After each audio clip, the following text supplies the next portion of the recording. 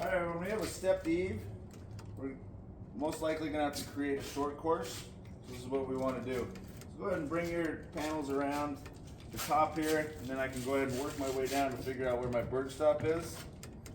And you can see on our short course, all we're going to do is introduce a 1x3. If I'm using the EBS, make sure I put pucks under it. If I'm doing just straight 2x2, you can just put the 1x down to the decking.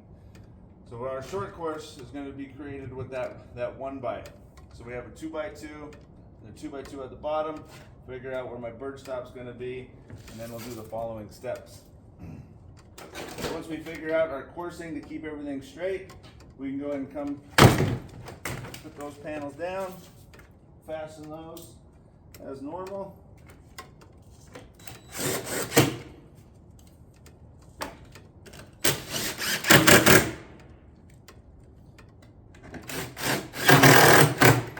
And before we put our next course on, we're going to come back with our M-seal and put a layer of this so we don't get any wind-driven rain coming underneath the panels.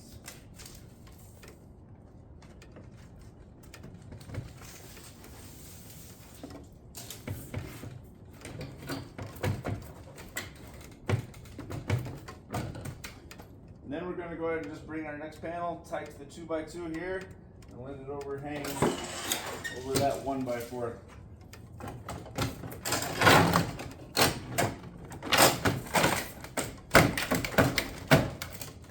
So now our fastening will be down through the top just like we did our bottom row, going down into that 1x4. So we're going to go down through the top, through that M-seal, into my 1x4. And fasten those every barrel.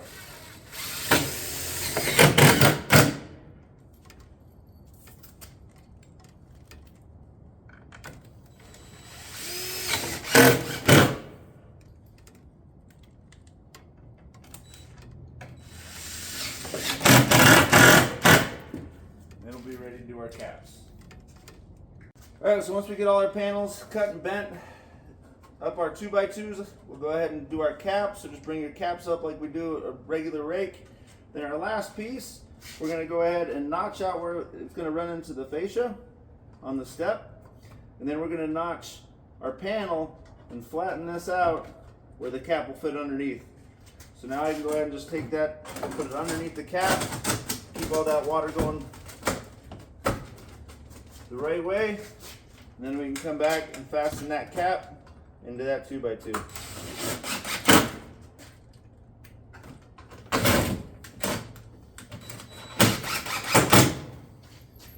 And now you can see, once I get on this side, we're just going to go down into that 2x2.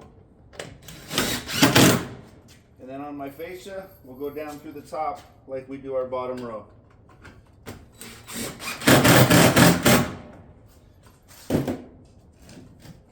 Then we can come back